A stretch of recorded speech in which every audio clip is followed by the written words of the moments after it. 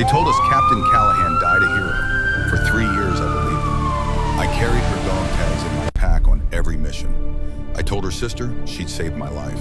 I stood at attention when they folded that flag. Then one night in Chicago, my dog proved me wrong.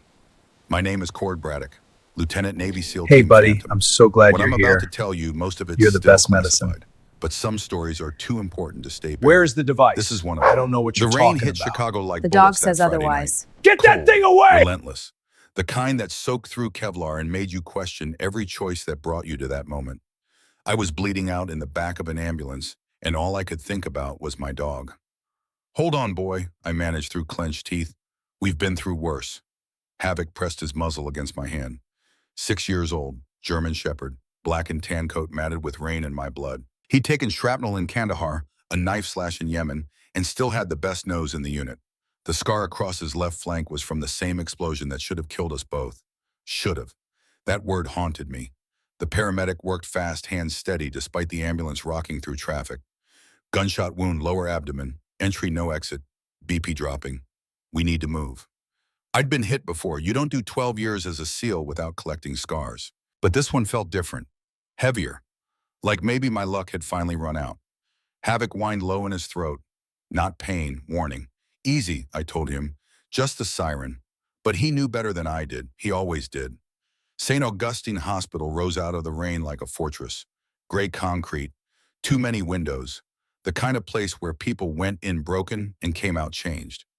I'd avoided hospitals since Syria, since the night that ended Team Phantom. Since the night Captain Reese Callahan died saving my life. The ambulance bay doors exploded inward. Fluorescent lights, voices colliding. That controlled chaos that only happens when blood meets time pressure. They transferred me to a gurney, straps tight across my chest. Havoc stayed glued to my side muscles, coiled eyes tracking every hand that reached too close. Trauma Bay 3, someone shouted. GSW to the abdomen. BP unstable but holding. The ceiling tiles blurred past. White. Stained. Counting them kept my mind off the fire spreading through my gut. Havoc's claws clicked on linoleum, keeping pace. They tried to separate us at the door. Big mistake. 100 pounds of trained combat dog doesn't ask permission. Sir, the animal can't. He's military, the paramedic cut in. K9 unit. Leave him. Smart man. The ER was packed. Friday night in Chicago meant knife wounds and overdoses and all the ways humans found to hurt each other. Nurses moved with purpose. Doctors barked orders. Somewhere a child cried. Monitors beeped their digital symphony of hearts that were still fighting. And in the corner, half hidden by a supply cart, stood a woman I'd buried 3 years ago. She wore light blue scrubs, blonde hair pulled back tight, not a strand out of place. Rookie badge clipped, slightly crooked to her chest. She stood perfectly still, the kind of stillness that comes from training, from learning to disappear in plain sight. I didn't recognize her, not at first, but Havoc did. It started subtle, his head lifted, nostrils flaring, then his ears snapped forward, laser-focused on something no human could sense. A low sound crawled out of his chest. Deep, primal, wrong, easy boy, I said, pain making my voice rough. What is it? Then he exploded. Sharp barks tore through the ER, violent and desperate. He yanked against the handler's grip so hard the gurney jerked to a halt. Claws scraped tile. Every head turned. Easy. I snapped, trying to sit up. Stand down.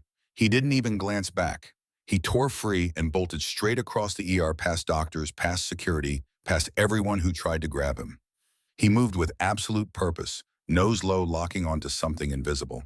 He stopped in front of the woman by the supply cart. She didn't move, didn't flinch, didn't step back. Havoc sat, slow, deliberate. Then he raised his right paw. A salute. The hallway froze, monitors kept beeping. Someone dropped a metal tray. The clang echoed like a gunshot. A security guard halfway through reaching for his taser just stared. What the hell, a resident whispered. I fought the straps. Fury burning hotter than the bullet in my gut. Get back here, that's an order. Havoc didn't budge. He held that salute-perfect posture, eyes locked on the woman. I ripped myself free. Combat boots hit the floor unevenly. My vision grayed at the edges, but rage carried me when my body couldn't. I shoved past a medic, breathing hard, eyes locked on my dog and the stranger behind him. Get away from him, I snarled. The woman lifted her face, the words died in my throat. Color drained from my skin so fast I felt it like Someone pulled a plug and let everything pour out. My breath hitched once, twice, then came shallow and desperate. I stumbled back, shoulder hitting the wall, and stared at a ghost. No, I whispered. The hallway leaned in, every sound muted, every light too bright. No, that's not possible. But those eyes, ice blue, the same eyes that had looked at me across a burning compound and given the order that saved my life and ended hers. Captain Callahan. The words felt foreign, wrong, like speaking a dead language. She stood there, this woman in civilian scrubs, and for just a second the mask slipped. Recognition. Pain. Something deeper than either. Team Phantom is long gone, I said, voice breaking around each word. We were wiped. Every name crossed out. Every file burned. My gaze searched her face like it might blur or fade if I blinked too hard. Who the hell are you? She didn't answer. That was the first thing that unsettled the doctors. Not her silence, but her stillness. She didn't rush to explain. Didn't deny anything. She just knelt slow and steady until she was level with Havoc. Her hand came up. Calm. Open. It rested lightly against his neck, right over the scar from the shrapnel I'd seen her pull out with her bare hands, while mortars rained down around us. The growl vanished. Havoc leaned into her touch, like he'd been waiting 3 years for it. Easy, she murmured. Not a command, a memory. My legs gave out. I slid down the wall to sitting, hands shaking now. The anger drained away, replaced by something raw and exposed and terrifying. You're dead, I said hoarsely. They told us you were dead. They showed us the satellite footage. The compound collapsed. There was no way. They tell people a lot of things, she said quietly. Her voice. Christ, I'd heard that voice in my nightmares for 3 years. Calm, certain. The voice that had talked me through my first firefight. The voice that had said, get to the bird, while blood soaked through her vest. A charge nurse finally found her voice. Security we need. No. One of the trauma surgeons snapped without looking away. Gray-haired, sharp eyes. He stared at the scene like he was watching something classified unfold. Nobody touches that dog. Smart man. The woman's fingers moved to Havoc's injured leg. The old wound that still made him limp on cold days. She didn't reach for equipment. Didn't call for help. She assessed the damage with her hands and eyes alone the way people did when tools weren't an option, and improvisation meant the difference between life and death. Havoc didn't flinch. Didn't growl. He trusted her completely. How does she, a resident began? I laughed once. Broken, humorless. Because she's the reason this dog made it out alive. That turned heads. You trained him. How saw him? The doctor asked. No. I said, still staring at her, like she might vanish. She saved him. 3 years ago, Syria, our last mission before everything went to hell. We'd been pinned down in a weapons depot taking fire from 3 sides. Havoc had charged ahead doing what he was trained to do, detect alert attack. He'd found the IED before any of us, but the shrapnel from the blast had torn through his side and he'd gone down hard. I'd tried to reach him. Captain Callahan had beaten me there. She'd run through gunfire, dropped to her knees beside a 100-pound dog, bleeding out, and pulled metal fragments from his flesh with her fingers while I provided cover. When I'd screamed that we needed to move, she'd looked up with those ice blue eyes and said 3 words, not without him. We'd carried Havoc between us to the extraction point, all of us bleeding, all of us convinced we'd die there. We almost did. The woman Reese, my mind finally accepted. Captain Reese, Callahan finished wrapping Havoc's leg. She tied off the bandage, clean and tight field medicine done with civilian supplies. She gave him a soft nod. Only then did he look back at me.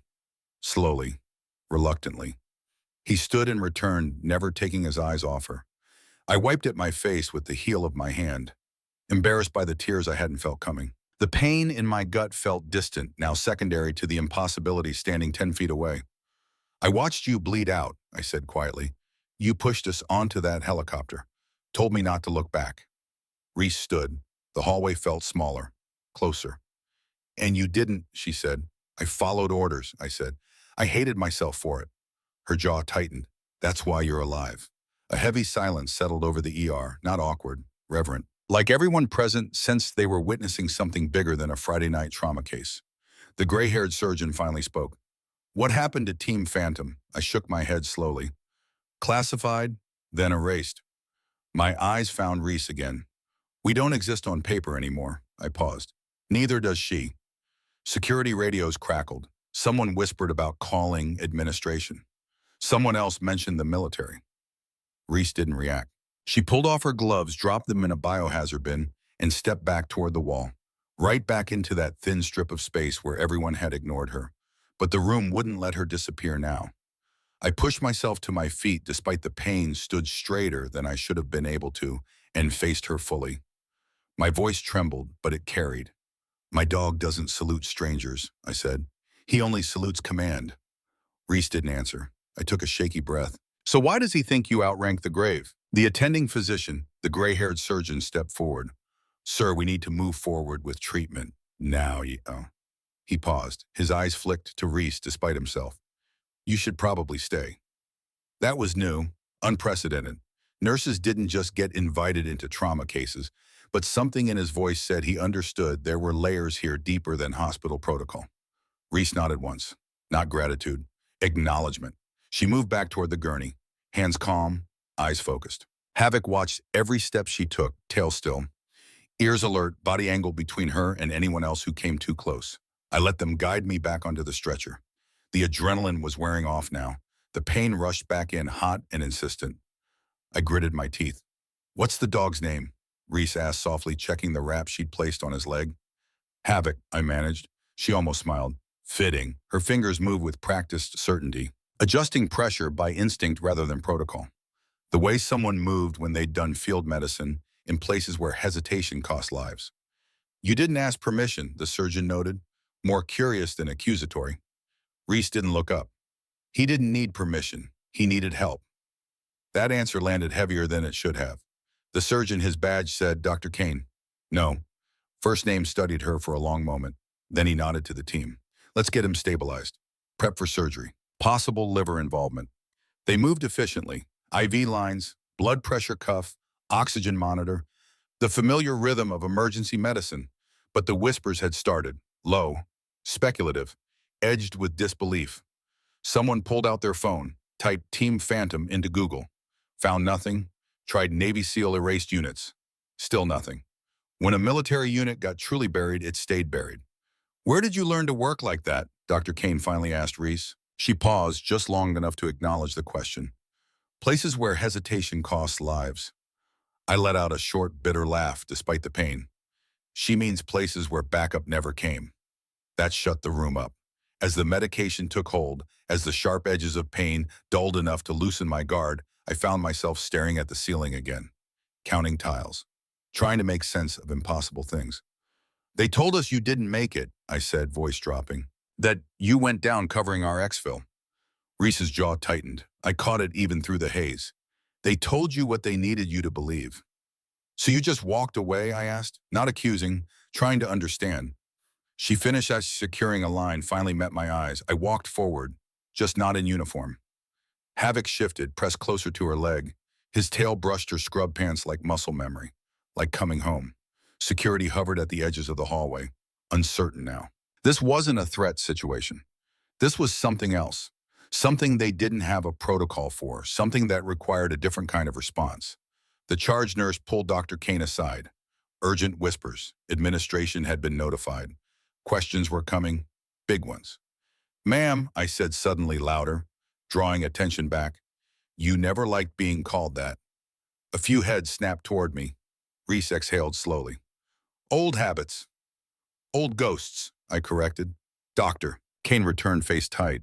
"Hospital policy requires we report." Reese held up a hand, not disrespectful, controlled. "Let me finish stabilizing him. Then I'll step out." Kane hesitated, then nodded. 5 minutes. That was another first.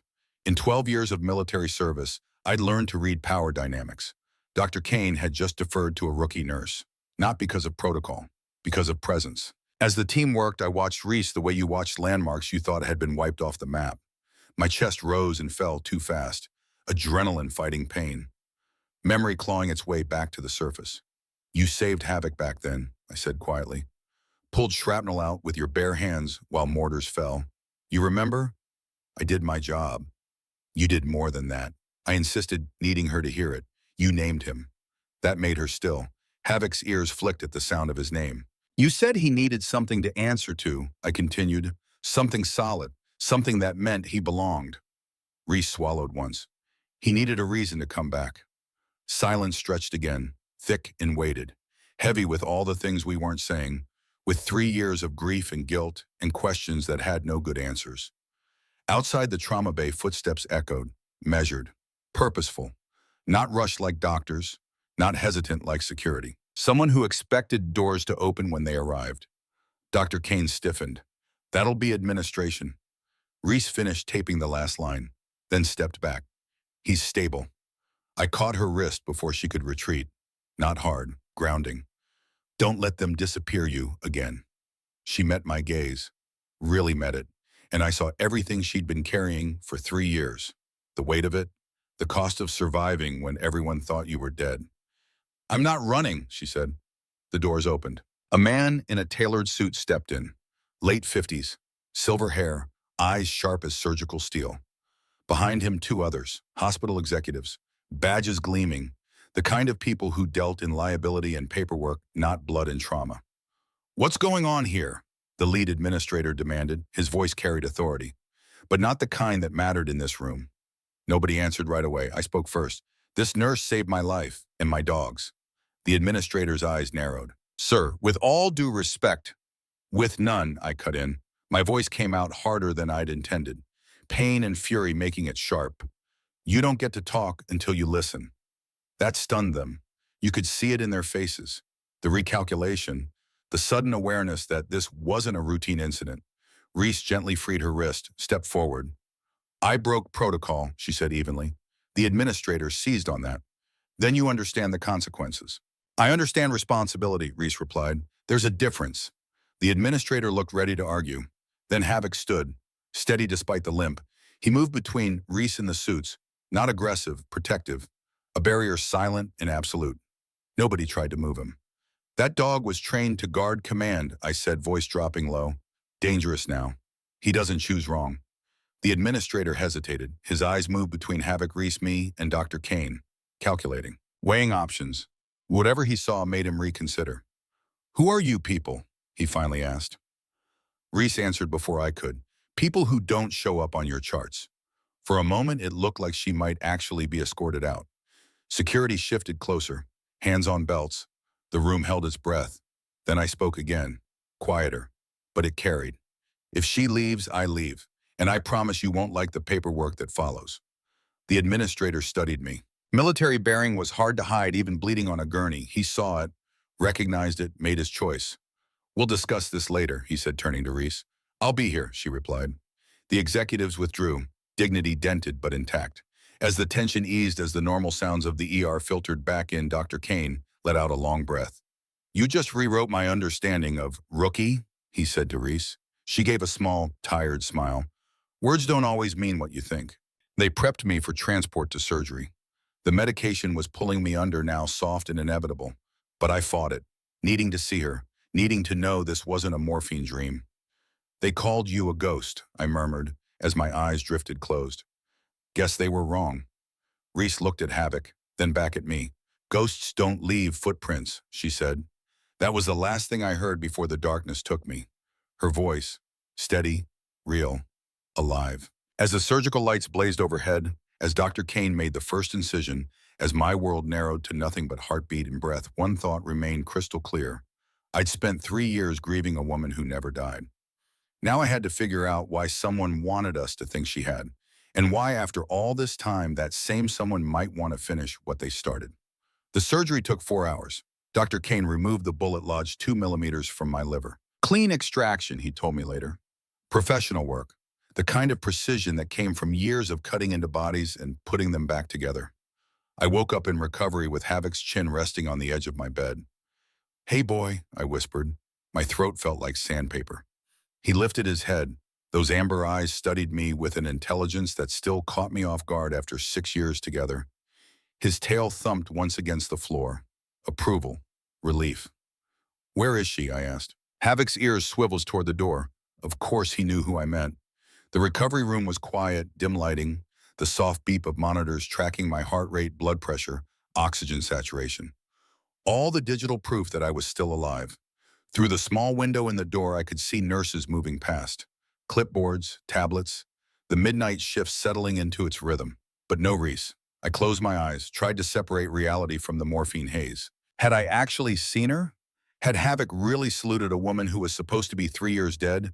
Or had blood loss and trauma conjured ghosts from my guilt?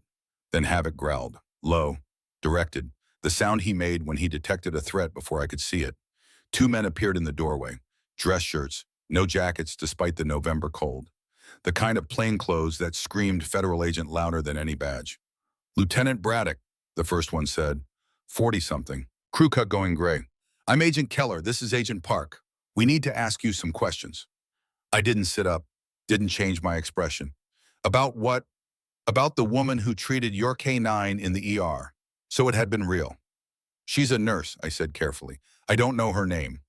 Agent Park stepped forward, early 40s, sharp eyes that had seen too much loss. Lines around her mouth that came from holding grief too long. We pulled the security footage, Lieutenant. Your dog recognized her. That's not standard behavior for a military working dog. Havoc's full of surprises. Keller pulled out a tablet, tapped the screen, turned it toward me. The image showed Reese in her scrubs kneeling beside Havoc. The angle caught her profile, the controlled stillness that came from years of tactical training. Her employee file says Maya Cole, Keller said. Started here 8 months ago. Impeccable references. Spotless background check. But here's the interesting part. He swiped to another image, a grainier photo, tactical gear, desert camouflage. A woman with the same bone structure, the same controlled presence standing beside a compound wall. The timestamp read 3 years ago. That's Captain Reese Callahan, Keller continued. Navy SEAL, Team Phantom, killed in action during a classified operation in Syria. I kept my face neutral. Years of interrogation resistance training kicked in automatically. So you're saying my nurse is a dead woman?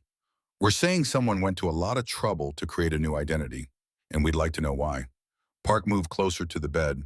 Her voice dropped, more personal now. 4 members of Team Phantom have died in the past 2 years, Lieutenant. All ruled accidental.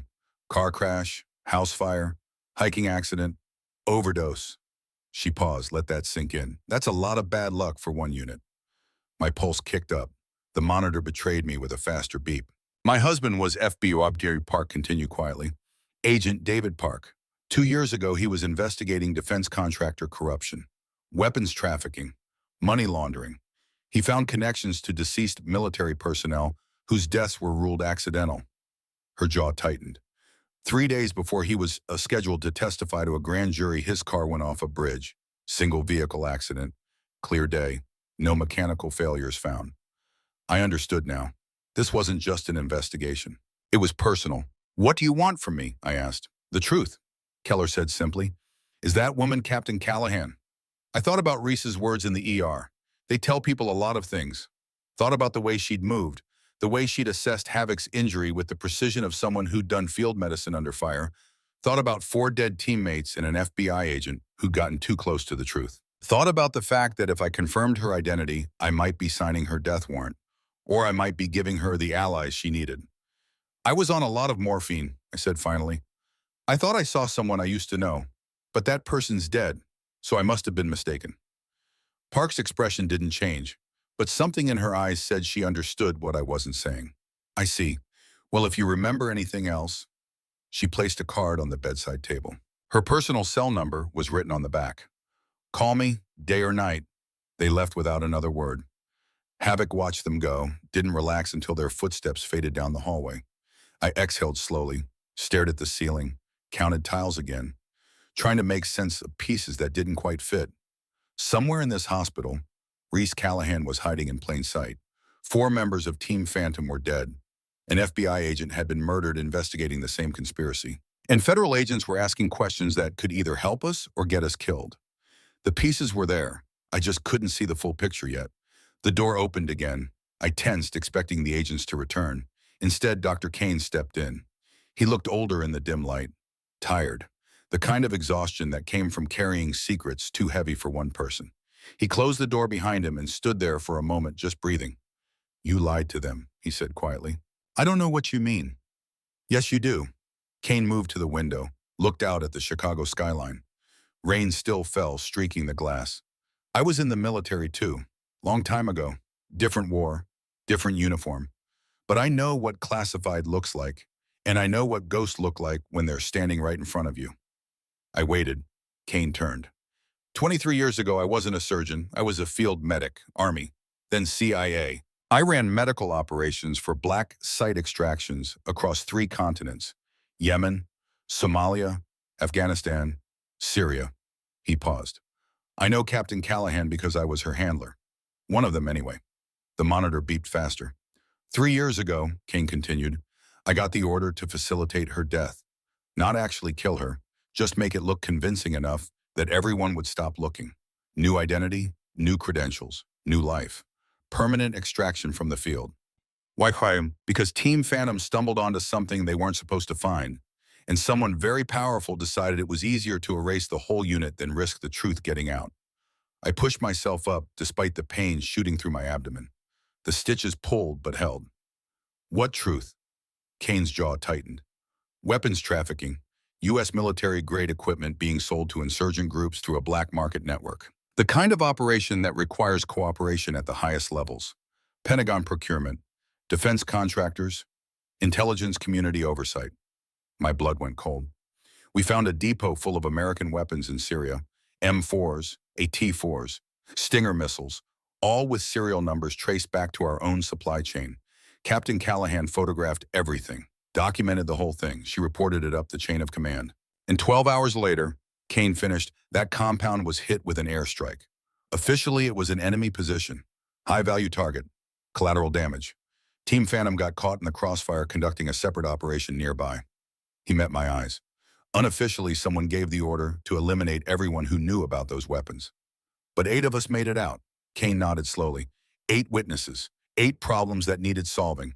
Captain Callahan saw what was coming. She'd already started gathering evidence before the strike. Banking records, manifests, wire transfers. When I pulled her out of that rubble, barely alive, broken ribs and a punctured lung, she made me promise 2 things. His voice dropped.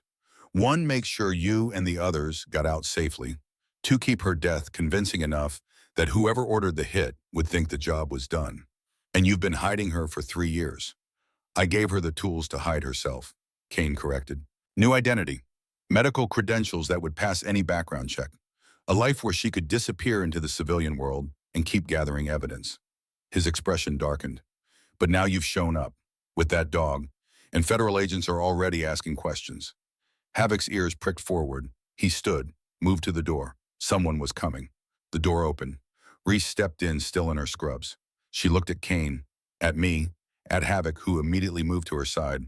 They know, she said simply. Kane's shoulders sagged. How much? Enough to be asking the right questions. Keller's running deep background checks on Maya Cole. He'll find the seams eventually.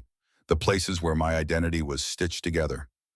Reese pulled out her phone, showed us a news alert, and we have a bigger problem. The headline read, Former Navy SEAL found dead in apparent suicide. The photo showed a man I recognized, Lieutenant Marcus Jenner, Team Phantom, the best sniper I'd ever worked with. He'd made it out of Syria with burns covering 40% of his body, face reconstructed with skin grafts and metal plates. I'd visited him once during his recovery, watched him fight through the pain with the same determination that had made him a SEAL. Marcus Jenner didn't quit, and he sure as hell wouldn't eat his own gun. When did this happen? Kane asked. According to the timestamp, 6 hours ago. Body found in his apartment. Single gunshot to the head. Service weapon. Reese's jaw tightened. Except Marcus Jenner called me 4 hours ago. I sat up, fully ignoring the pain. What? He's alive. The body they found wasn't his, it was staged. She swiped to another image. Blurry security footage. A man with burn scars walking with a cane entering a Greyhound bus station. He went underground 2 months ago when he realized someone was hunting survivors. He's been moving between cities, gathering his own evidence, building his own case. Kane leaned forward. Where is he now? On his way here. He should arrive within the hour. Reese met my eyes. He knows about the weapons depot. He was there when we found the ledger. His testimony combined with mine, combined with the evidence we've both gathered, will be irrefutable. If he makes it here alive, Kane said quietly. He will, Reese said with certainty. Marcus survived 40% burns and 2 years of reconstructive surgery. He's not dying in a bus station. Park's voice came from the doorway. No, but he might die in a hospital if we're not careful. We all turned. Agent Park stood there, weapon holstered, but hand near it. Keller beside her. They'd come back. Quiet. Professional. How much did you hear? Reese asked. No fear in her voice, just calculation. Enough, Park said. Enough to know you're Captain Callahan. Enough to know Lieutenant Jenner faked his death. Enough to know there's a conspiracy that got my husband killed. She stepped into the room. And enough to know I want to help. Keller held up his hands. We're not here to arrest anyone. We're here because Agent Park has been investigating Voss Security Solutions for 2 years. And because I've been investigating the deaths of 4 military personnel whose accidents all had the same forensic signature. Voss, I said. Park nodded. Garrett Voss, retired colonel, now CEO of one of the largest private defense contractors in the country. Annual revenue approaching $4 billion. Contracts with the Pentagon State Department, WWII. He has security clearances most congressmen don't have. He was our commanding officer, Reese said flatly. He ran the weapons trafficking network we discovered. And when we found his ledger in that Syrian depot, he made a choice. Sacrifice one SEAL team or risk exposure that would destroy his empire and send him to prison. He chose you, Park said, then spent 3 years cleaning up the survivors. Keller pulled out his tablet again. Staff Sergeant Sarah Chen, car crash rural Montana, SUV rolled off a mountain road. No witnesses, ruled accidental. Corporal Miguel Rodriguez, house fire San Diego, electrical short in the kitchen, body identified through dental records, ruled accidental. Petty Officer David Kim, hiking accident Olympic National Park, fell from a cliff, body found 3 days later, ruled accidental. Specialist Jennifer Watts, drug overdose Atlanta, fentanyl-laced heroin, history of PTSD and painkiller use, ruled accidental. Each name hit like a bullet. Teammates, friends, people I'd bled with and trusted with my life. All dead, all within 2 years. All ruled accidents. That's 4, I said. There were 8 of us who made it out of Syria. 5, Kane corrected quietly. Captain Callahan, Hugh Jenner, and 2 others. Lieutenant Amy Reeves and Sergeant First Class Thomas Quinn. Where are they? Reese demanded. Keller's expression was grim. We don't know. Both went off-grid 8 months ago. No credit card use, no phone activity, no contact with family.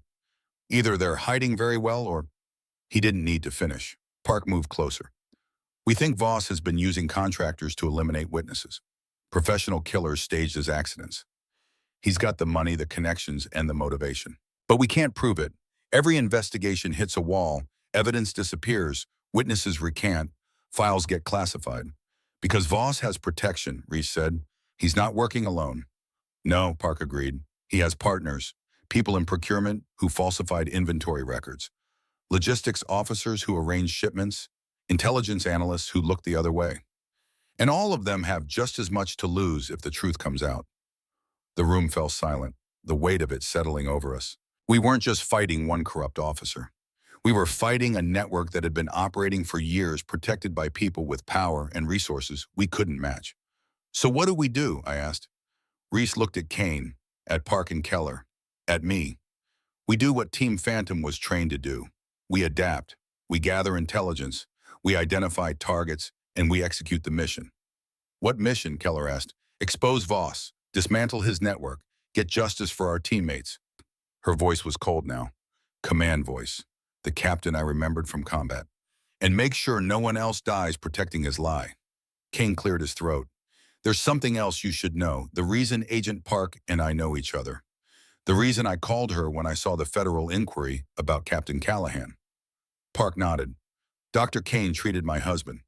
David was investigating defense contractor fraud when he started receiving threats. Someone ran him off the road 6 months before he died. Broke his arm. Warning shot. He came here for treatment. Dr. Kane recognized the signs of someone being hunted. I tried to convince him to go into protective custody, Kane said. He refused, said he was close to a breakthrough, that he'd identified the ringleader of the trafficking network. He paused. 2 weeks later, his car went off of that bridge. Voss, Reese said. We think so, Park replied. But we couldn't prove it. Until now, until you. A knock on the door interrupted us. A security guard peeked in. Dr. Kane, there's a man in the lobby asking for you, says it's urgent. He wouldn't give his name, but said you'd know who he was. Kane and Reese exchanged a look. Jenner, they said simultaneously. We moved quickly. Kane and Keller went to escort Jenner up. Park stayed with Reese and me. Havoc positioned himself at the door alert and ready. How bad is your injury? Park asked me. I fought in worse condition. That's not what I asked. Bad enough that I shouldn't be standing. Not bad enough to keep me sitting. I pulled the IV line from my arm, ignored the sharp sting. If Voss knows Jenner's alive, he'll send contractors. This hospital isn't secure. Agreed, Reese said. She was already moving gathering supplies from the crash cart. Bandages, saline, antibiotics, things we'd need if we had to run. We need to move to a secure location, somewhere we can coordinate without exposing civilians. My office, Park offered. FBI field office. Secured floors, controlled access. We can set up there. How do we get Cord out of a hospital without anyone noticing, Reese asked. Park smiled grimly. We don't. We make it look like a medical transfer. Ambulance, official paperwork. By the time anyone questions it, we'll be gone. It was a good plan, simple, quick. The kind that worked because it relied on bureaucracy and misdirection rather than force. But plans never survived contact with the enemy. The lights in the hospital flickered. Once. Twice. Then the fire alarm screamed to life. Havoc was on his feet instantly. Hackles up. That low growl that meant danger was close. That's not a drill, Reese said, already moving toward me. She pulled back the curtain. In the hallway, nurses and patients were evacuating. Orderly chaos. But through the window in the door, I saw something that made my blood freeze. A man in a dark jacket, moving against the flow of traffic. Eyes scanning room numbers. His hand inside his jacket, gripping something that created a telltale bulge. He stopped at my door, reached inside. Get down, I shouted. The window exploded inward. Gunfire, suppressed but unmistakable. 3 shots punched through the door, wood splintered, glass scattered. Reese hit the floor, pulling the bed between us and the shooter. Havoc barked once sharp and aggressive, positioning himself as a shield between the threat and his pack. Park had her weapon out. Federal agents, drop your weapon. More shots answered. The IV stand shattered. Fluid pooled across tile. Then silence. Heavy, pregnant with violence about to erupt. I looked at Reese. She looked at me. We both knew what this meant. Voss wasn't waiting. He'd sent contractors to finish the job. Professional killers who'd tracked Jenner here and decided to eliminate all the witnesses at once. And we were trapped in a hospital room with one exit and limited weapons. Reese's hand found mine. Squeezed once. Her voice was calm, steady. The voice that had kept me alive through 6 deployments. Like old times. Despite everything, I smiled. Like old times. Havoc growled agreement. Ready, willing, loyal to the end.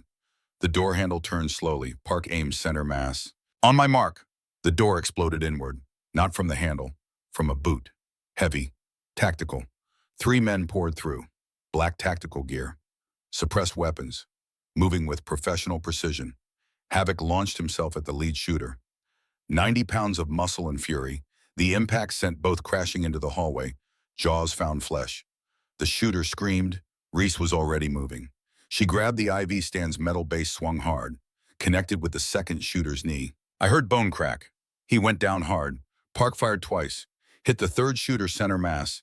He staggered back, but his vest caught the rounds. He raised his weapon toward her. I kicked his arm. The gun clattered away. Then I was on him, years of hand-to-hand combat training taking over. Elbow to the jaw, knee to the gut. He doubled over and I brought my fist down on the back of his neck. He dropped. The hallway was chaos now. Patients screaming, staff running, and somewhere in that confusion, more shooters. Havoc had the first contractor pinned, jaws locked on his forearm. The man was trying to reach a backup weapon with his free hand. Reese got there first, kicked it away, picked up the suppressed pistol, checked the chamber. Full magazine. How many? I asked, breathing hard. The pain in my abdomen was fire now. Stitches definitely torn. Park was checking the downed shooter, found a radio clipped to his vest. At least 6. Standard contractor team, 2-man elements on each floor. A voice crackled through. Alpha team report, status on target. Park keyed the mic, lowered her voice. Target engaged, resistance heavier than expected. Requesting backup 3rd floor. Copy, Bravo team en route. She tossed the radio aside. That'll buy us maybe 2 minutes. We need to find Jenner, Reese said. If he's in the lobby. He's walking into a kill box. I finished. Keller's voice came through Park's phone. Park, we've got a situation. Armed men in the lobby. 3 shooters. They've got the exits covered. Jenner spotted them and ducked into a maintenance corridor. Kane and I are with him, but we're pinned down. Stay there, Park ordered. We're coming to you. She looked at us. Can you fight? I grabbed the first shooter's pistol, checked it. Glock 19, familiar weight. Yes, Reese already had her weapon up. Always. Then let's move. Stay tight. Watch corners. These are professionals. They won't hesitate. We headed for the stairwell. Havoc stayed close to Reese, limping slightly but functional. His training overriding pain and fear. The hospital's emergency lighting cast everything in red. Exit signs glowed. Shadows pooled in doorways. Every corner was a potential ambush. We reached the stairwell. Park went first weapon, up smooth and controlled. I followed covering our six. Reese moved between us, protecting the middle. Second floor, clear. First floor. The door to the lobby was 30 feet ahead. That's when the shooting started. Automatic fire. Multiple weapons. The distinctive crack of assault rifles echoing through concrete and steel. Park pressed against the wall. That's not suppressed fire. Someone's making a statement. Or someone's panicking, Reese said. We moved to the door. Park cracked it open. Peeked through. The lobby was a war zone. Contractors in tactical gear, trading fire with hospital security. Civilians huddled behind overturned furniture. Glass everywhere. The smell of cordite and fear. And in the middle of it, 3 men pinned down behind the reception desk. Kane, Keller, and a man I barely recognized through the burn scars. Marcus Jenner. We need a distraction, Park said. Something big enough to draw their attention. I looked at Reese. Fire alarm's already going. What's bigger than that? She smiled, the dangerous smile I remembered from combat. An explosion. If you're joking. I'm not. She pointed to a maintenance closet across the hall. Oxygen tanks, cleaning supplies. The right combination creates a very loud, very distracting boom. Park stared at her. You want to blow up part of the hospital? I want to save lives. Sometimes that requires property damage. Reese was already moving. Cover me. She sprinted across the hallway, made it to the closet, disappeared inside. 30 seconds later, she emerged with an oxygen tank and a bottle of industrial cleaner. This is insane, Park muttered. This is war, I corrected. Reese positioned the improvised device behind a support column, rigged it with gauze soaked in alcohol. A crude but effective delayed ignition. She lit it. 30 seconds, move. We burst through the door into the lobby. Weapons up. Park shouted, Federal agents, drop your weapons. The contractors turned. That split second of hesitation was all we needed.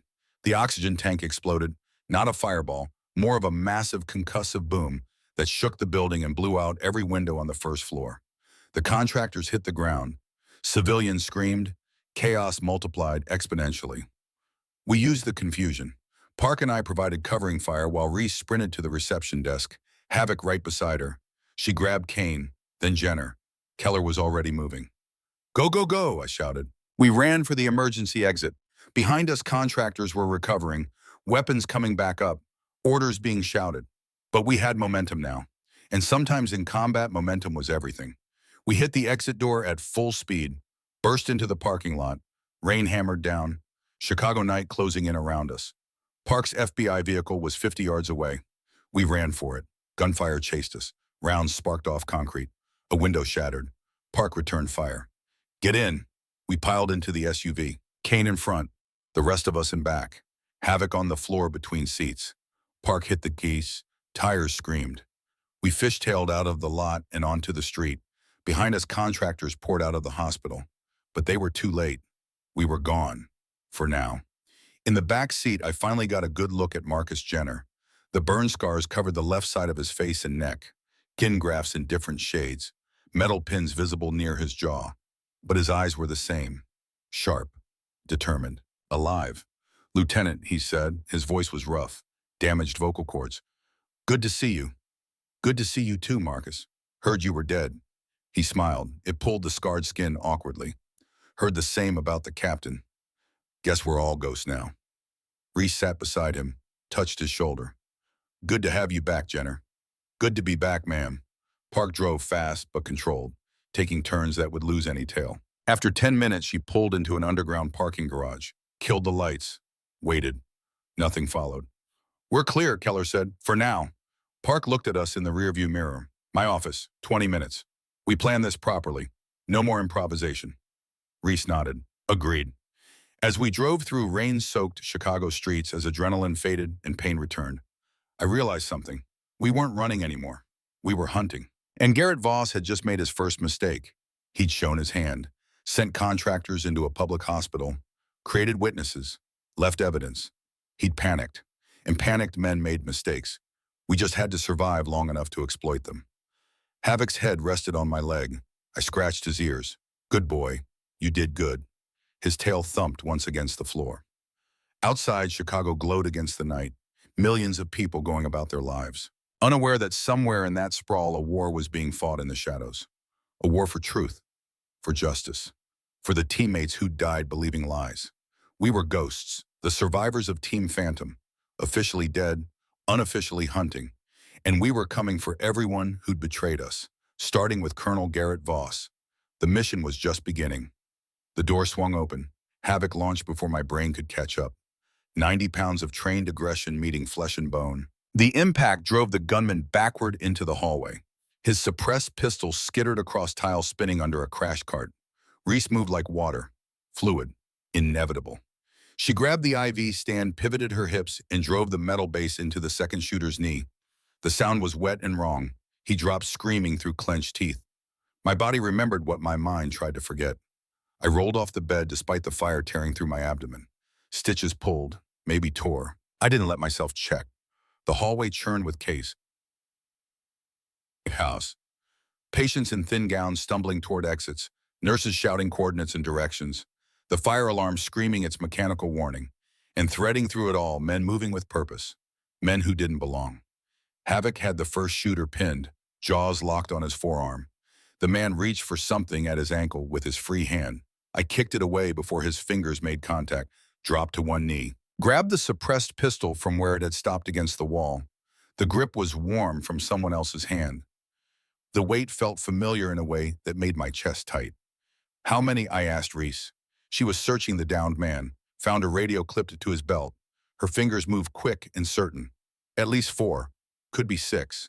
They've jammed cell signals and cut the landlines. Coordinated. Voss doesn't hire street thugs.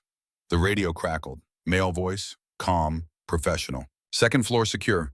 Third floor in progress. Target is room 314, confirm. My room. Reese looked at me. Her eyes had changed. The rookie nurse was gone. What looked back at me was the woman who'd led Team Phantom through Kandahar, through Yemen, through Syria until it all came apart. We need Kane's office, she said. 4th floor. He has a hard line to outside law enforcement. Through 6 contractors. You have a better plan. I checked the pistol, full magazine, 1 in the chamber. 16 rounds total. Not nearly enough if this went wrong. We split up. You take the service elevator, I draw them to the main stairs. You just had surgery 4 hours ago. I've fought on worse. Cord. Captain, I used her rank deliberately, made her focus. You're the objective. You have the evidence. You can bring Voss down. I paused, let that sink in. I'm expendable, you're not.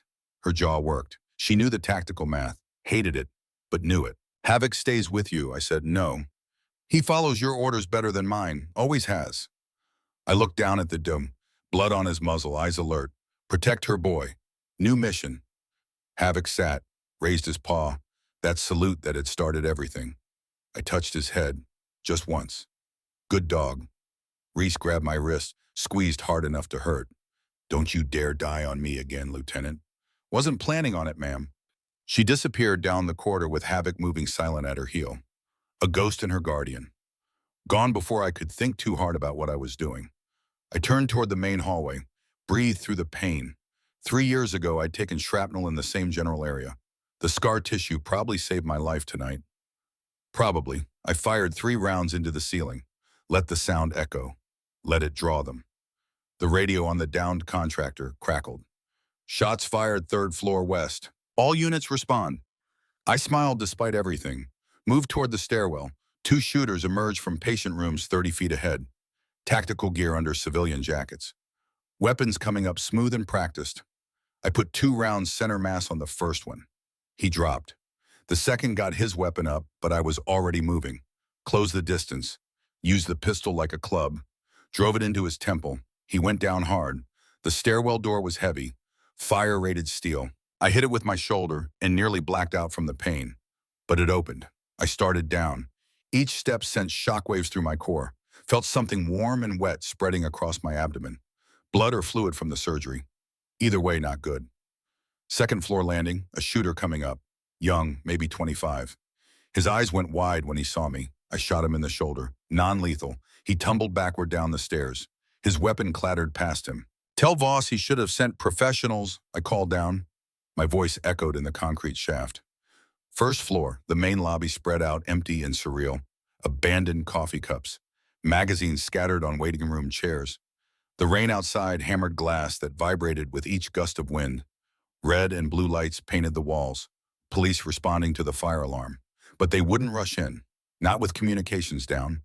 Not until they established a perimeter and assessed the threat. We didn't have that kind of time. Someone grabbed my shoulder from behind. Training took over. I spun. Brought the pistol up. Agent Park stood there. Weapon drawn but pointed at the floor. "Easy, Lieutenant. I'm the good guy." "How do I know that?" "Because if I wasn't, you'd have a hole in your head instead of your gut." She holstered her weapon, showed me her badge. "Keller's outside coordinating with Chicago PD. Where's Captain Callahan?" So she knew. Had known all along, maybe. "Getting evidence," I said. "Kane's office, fourth floor." Park nodded once. "Then that's where we go. Move." We took the service stairs. Narrower, darker. Each step felt like the first one all over again. My vision was starting to blur at the edges. Blood loss or shock or both. "You need medical attention," Park said quietly. "After." Stubborn. Navy. That got something like a smile. Fourth floor, executive wing. The carpet-absorbed sound made everything too quiet. Kane's office was at the end, door standing open, light spilling out. We approached, weapons up, cleared the threshold. Reese sat at Kane's desk. Her fingers moved across the keyboard like she'd done this 1,000 times. Havoc stood guard at the door. He saw me, tail wagged once, but he didn't leave his post. "Good dog." "Status?" Park asked. Reese didn't look up.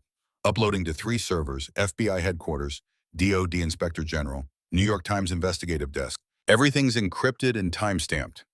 If we don't check in every 12 hours, it auto-releases to their entire network." "Dead man's switch," I said. "Learn from the best." She finally looked up, saw Park. Her hand moved toward her pocket, toward something sharp she'd taken from the crash cart. "She's friendly," I said quickly. "Her husband was killed investigating this same network." Park stepped forward, showed her credentials. "Agent Sloan Park, FBI. My husband was David Park. Died 2 years ago in a single car accident on a clear day with perfect road conditions." Her voice stayed level, professional, but something burned underneath. "I've been building a case against Voss Security ever since, but I had suspicions, not proof." Reese pulled a flash drive from the USB port, tossed it across the desk. Park caught it one-handed. 5 years of documentation," Reese said. "Weapons trafficking, wire transfers, delivery manifests, serial numbers, client lists. Enough to put Voss away for 3 lifetime and take down 14 others with him." Park stared at the small device like it weighed 100 pounds. "This is everything. Everything I could gather without exposing myself. The full archives are in the uploaded files. Redundant backups across 4 continents. Why didn't you come forward sooner?" "Hard to testify when you're officially dead." Reese stood, moved around the desk, "And I needed time to map the full network. Voss doesn't operate alone. He has people in procurement, logistics, intelligence, congressional staffers. If I'd released this 2 years ago, they would have shattered, destroyed evidence, disappeared into bureaucracy. And now they know I'm alive. They're panicking, making mistakes." Reese glanced at me, like sending contractors into a civilian hospital. Park's phone buzzed. She checked the screen. "Keller reports 6 suspects in custody, all carrying suppressed weapons, all employed by Voss Security Solutions." She looked up. "That's federal charges. Conspiracy, attempted murder. We can hold them, make them talk." "They won't talk," I said. My voice sounded distant to my own ears. "Professionals know how to stay quiet." "Everyone talks eventually," Park replied, "especially when they're looking at life without parole." A new voice came from the doorway, calm, almost friendly. "Or when they're looking at something much worse than prison." We all turned. Dr. Kane stood in the hallway, but he wasn't alone. Colonel Garrett Voss stood beside him. 60 years old, silver hair perfectly styled, suit that probably cost more than my truck. He looked like a CEO, like someone who donated to children's hospitals and served on corporate boards. He also had a Sig Sauer P226 pressed against Kane's temple. Captain Callahan, Voss said pleasantly, like we'd run into each other at a coffee shop. You're looking remarkably healthy for a woman who's been dead 3 years. Reese's weapon came up smooth, but I saw the calculation happening behind her eyes. Distance, angles, Havoc's position, the civilians in adjacent offices. Let him go, Colonel, she said. I don't think I will. Dr. Kane has been quite helpful over the years. Hiding you, falsifying death certificates. I really should thank him properly before I kill him. Park's weapon was up now, too. You won't make it out of this building, Voss. There are federal agents on every floor. Voss smiled. The expression never reached his eyes. Are there, because I just walked through your perimeter, showed my DO'd contractor credentials, mentioned I was consulting on a security matter. Your people let me right through, he paused. Money buys access, Agent Park, as your late husband discovered. Park's finger moved closer to the trigger. You killed David. I eliminated a variable, just like I eliminated Team Phantom. Just like I'm about to eliminate the last few loose ends standing in this room. The evidence is already uploaded, Reese said. Her voice stayed calm, but her knuckles were white on the pistol grip. Killing us changes nothing. It changes everything, Captain. Evidence without witnesses is just data. My lawyers will challenge chain of custody, question authentication, create reasonable doubt. Voss tilted his head slightly. I've already survived 2 congressional investigations. I'll survive this too. Kane's eyes found mine. His lips moved. No sound. But I read the words, on 3.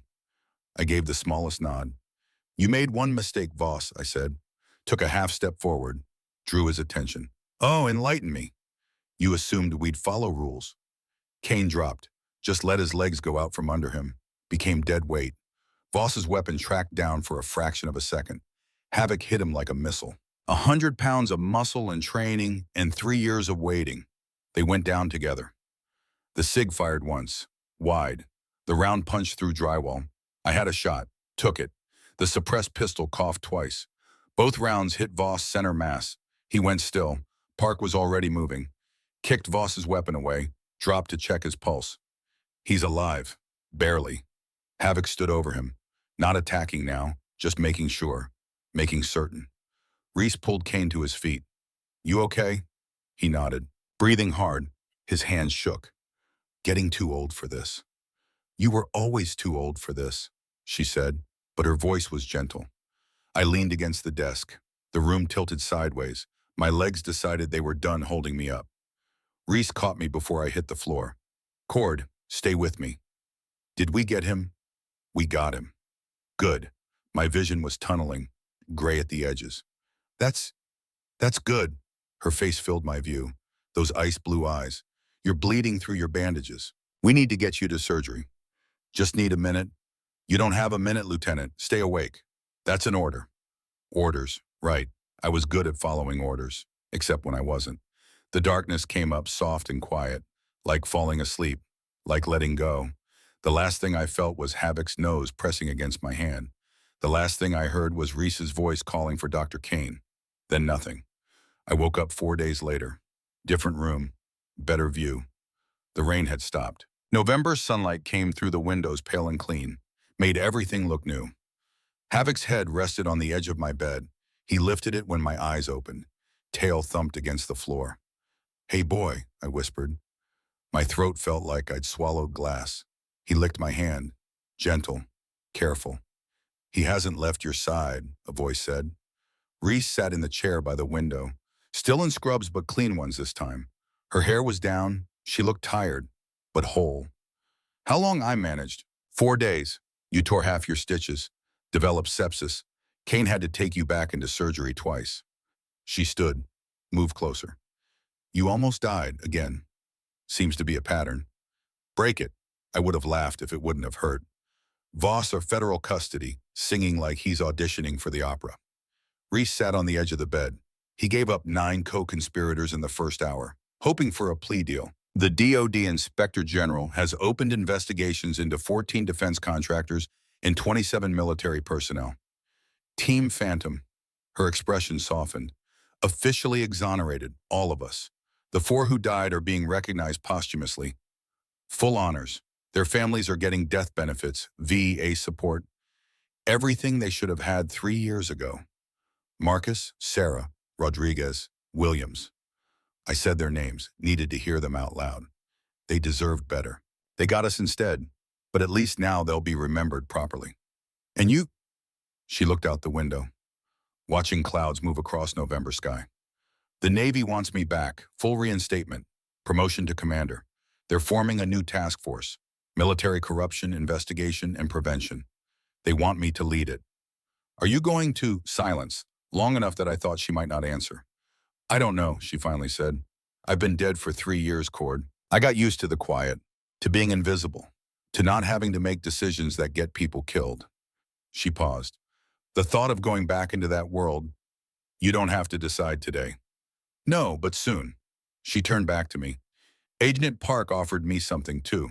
FBI consultant position.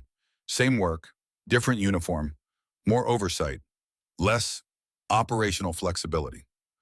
What do you want? She was quiet for a long time. When she spoke, her voice was soft but certain. I want to make sure what happened to us never happens to anyone else. I want to protect the people who serve. I want to finish what Team Phantom started. Then that's what you do. Havoc's tail thumped agreement. Reese smiled, really smiled. First genuine one I'd seen since Syria. Kane says you'll make a full recovery. 8 weeks of physical therapy. Light duty for 4 months. Then you're cleared for active service if you want it. And if I don't, then you're cleared for whatever you do want. I looked at Havoc, at this dog who'd saved my life more times than I could count, who'd found Reese when I'd given up hope, who'd proven that some bonds don't break no matter how much time passes. I think I'm done pulling triggers, I said slowly, but I'm not done serving. What are you thinking? Training, canine handlers, teaching people how to trust their dogs, how to listen when they're trying to tell you something important. I scratched behind Havoc's ears, found that spot that made his leg twitch. Maybe if I'd trusted him sooner, we could have found you 3 years ago. Reese's hand found mine, squeezed once. You found me when you were supposed to. Yeah. We sat like that for a while. No words necessary, just presence, just the knowledge that we'd survived, that the fight was over, that we could finally rest, or at least catch our breath before the next one started. 6 months later, I stood in a training facility outside Virginia Beach. Late April sun warm on my shoulders. 20 new handlers and their dogs watching as I demonstrated basic commands. Havoc performed each task with precision despite being officially retired. He loved the work, loved having a purpose. I knew the feeling. Reese visited when her schedule allowed. She'd taken the FBI consultant position, spent her weeks hunting down corruption, building cases, bringing justice to people who thought their rank or money made them untouchable. She looked happier than I'd seen her in years. Agent Park had become a friend. She'd personally arrested 12 of Voss's network. Her husband's case was officially reopened as a homicide. Justice served even if it came late. Dr. Kane retired from St. Augustine, opened a free clinic for veterans, no insurance required, no questions asked. He said he owed a debt to the soldiers he'd helped bury and resurrect. And Voss, Colonel Garrett Voss, was serving 40 years in federal prison. No parole. His company dissolved, his assets seized, his name now synonymous with betrayal and corruption. But the real victory wasn't his cage. It was what came after. New oversight for military equipment transfers, independent auditing of defense contracts, whistleblower protection strengthened, mandatory reporting requirements. Team Phantom hadn't died for nothing. We'd exposed a cancer, and the system was slowly healing. One afternoon, a black SUV pulled into the training facility lot. Reese got out, behind her Agent Park, and a woman I didn't recognize. Marine Corps uniform, lieutenant's bars. Cord Braddock, Reese called. We need to talk. I walked over, Havoc at my side like always. What's wrong? Nothing yet, but we have a situation. Reese gestured to the Marine. This is Lieutenant Sarah Morrison. Her unit found something in Afghanistan, weapons depot, American equipment with serial numbers that shouldn't exist. My stomach tightened. Another network. Different players, same pattern. Reese looked at me. Morrison reported it up the chain, got told to destroy the evidence and forget what she saw. When she refused, they started applying pressure. Threats, Park nodded. Her CO suggested she might have PTSD, recommended psychiatric evaluation. Classic intimidation tactics. Morrison spoke for the first time. Young, maybe 26, but her eyes were older. I'm not crazy, and I'm not backing down, but I can't fight this alone. They were all looking at me. I train dogs now, I said. I'm not an operator anymore. You're whatever we need you to be, Reese replied, same as always. I looked down at Havoc. He looked back, those amber eyes steady, trusting, ready. Some fights find you, and when they do, you don't get to walk away. Okay, I said, tell me everything. As the sun dipped toward the horizon as my students packed their gear and headed home, I stood with my team. Reese, Park, Morrison, Havoc. We'd been buried, erased, written out of every official record. But we'd come back, and we weren't done. The mission continued. Different uniforms, different enemies, same purpose. Havoc sat, raised his paw. That perfect salute, I saluted back. Some bonds transcend death, transcend betrayal, transcend time itself. Team Phantom was gone, but what we represented lived on. In every whistleblower who found courage to speak truth to power, in every investigation that refused to be buried, in every handler who trusted their dog when instinct said something was wrong.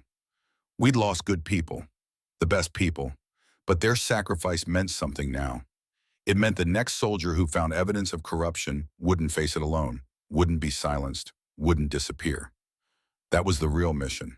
Not medals or commendations or official apologies, but the promise that we'd keep fighting, keep protecting, keep serving, until every ghost found their way home, until every salute meant something, until justice wasn't just a word on a recruiting poster, but a commitment we honored every single day. Together, the way families should. We drove away as darkness fell, headlights cutting through the Virginia night, heading toward whatever came next. Havoc sat in the back, head resting on my shoulder, content. Reese drove, Park navigated. Morrison briefed us on the details of what her unit had found. And somewhere ahead, another fight waited, another truth buried under lies and threats and official denials. We were ready. We'd always been ready, because some soldiers never leave the service. They just trade one uniform for another and keep moving forward. One mission at a time, one truth at a time, one salute at a time, until the work was done. Or until we joined the brothers and sisters who'd gone before us. Either way, we'd face it standing. The way Captain Reese Callahan taught us, the way Team Phantom always had. Together, always together.